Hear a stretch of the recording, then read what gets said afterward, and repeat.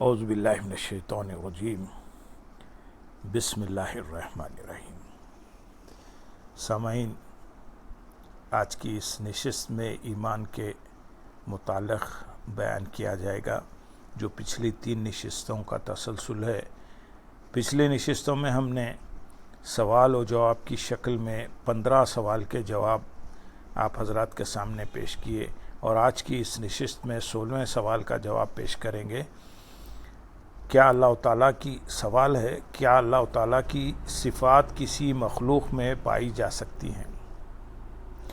جواب: جی ہاں، اللہ تعالیٰ کی کچھ صفات جو صفات عامہ کہلاتی ہیں مخلوق میں پائی جاتی ہیں۔ جب ان کا ذکر اللہ تعالیٰ کے لیے ہوگا تو وہ حقیقی معنی میں استعمال ہوں گی اور شان خالقیت الوہیت کے مطابق ہوں گی، اور جب مخلوق کے لیے ہوگا تو ان کا استعمال مجازی اور عطائی معنی میں ہوگا، کیونکہ مخلوق میں جو صفات پائی جاتی ہیں وہ اللہ کی صفات سے اصلاً مشابہ نہیں ہوتی، بلکہ اللہ تعالیٰ کی طرف سے عطا کردہ ہوتی ہیں۔ یہ صفات مخلوق کو اس لیے عطا کی گئی ہیں کہ ان کے ذریعے اللہ تعالیٰ کی اعلیٰ صفات کو جہاں ممکن ہو معلوم کرنے میں مدد مل سکے۔ گویا یہ صفات الہیہ کی معرفت کا ذریعہ اور واسطہ بنتی ہیں۔ اللہ تعالیٰ کی وہ صفات جو مخلوق میں پائی جاتی ہیں وہ اس طرح کی ہیں: صفات حقیقی بمعنی صفات ذاتی، صفات مجازی بمعنی صفات عطائی۔ انہ هو السمیع البصیر، بے شک وہی خوب سننے والا اور دیکھنے والا ہے۔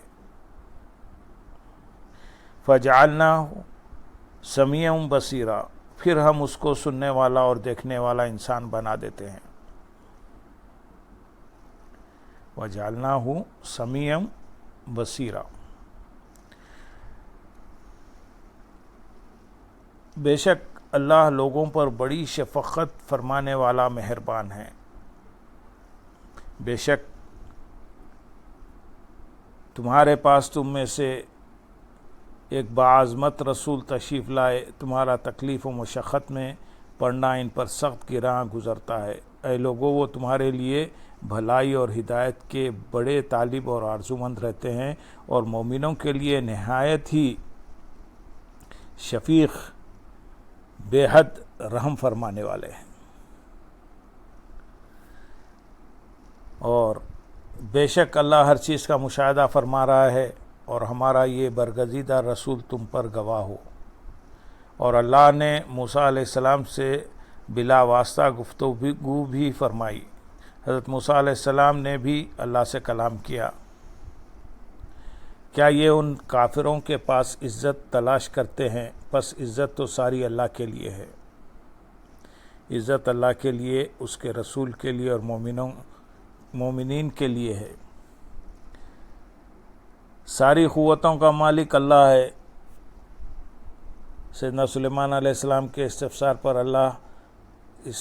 پر آپ کے درباریوں نے یہ جواب دیا: ہم طاقتور اور سخت جنگجو ہیں، ساری بھلائی تیرے ہی دست قدرت میں ہے۔ جسے حکمت و دانائی عطا کی گئی اسے بہت بڑی بھلائی نصیب ہو گئی۔ خبردار، ہر چیز کی تخلیق اور حکم و تدبیر کا نظام چلانا اسی کا کام ہے۔ حضرت عیسیٰ علیہ السلام کے بارے میں ارشاد ہے: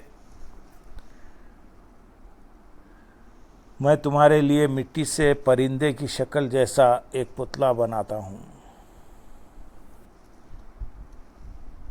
سوال نمبر 17: وہ کون سی صفات ہیں جو صرف اللہ کے لیے مخصوص ہیں؟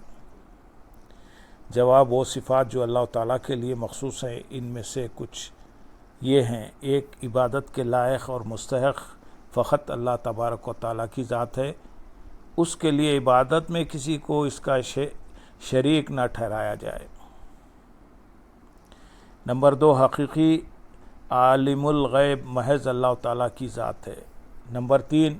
وہ تصرفات جو صرف اللہ تعالیٰ کے ساتھ مختص ہیں، مثلا اس کا خالق حقیقی ہونا، قادر مطلق ہونا، اپنے وجود کے استعمال میں کسی کا محتاج نہ ہونا وغیرہ۔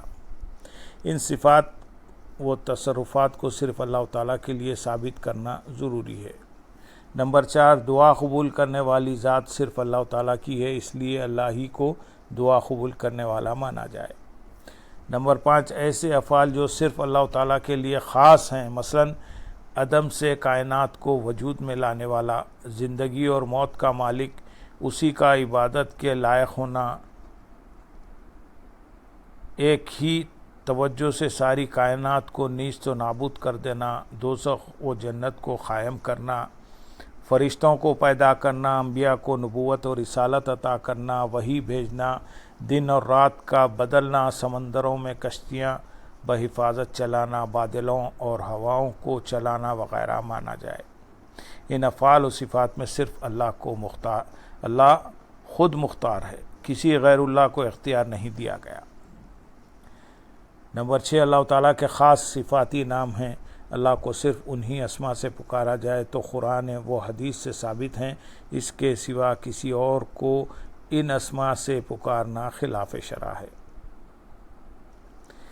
نمبر 7، وہ قادر مطلق ہر چیز کو نیست سے ہیست اور ہیست سے نیست کر سکتا ہے۔ یہ تمام ایسی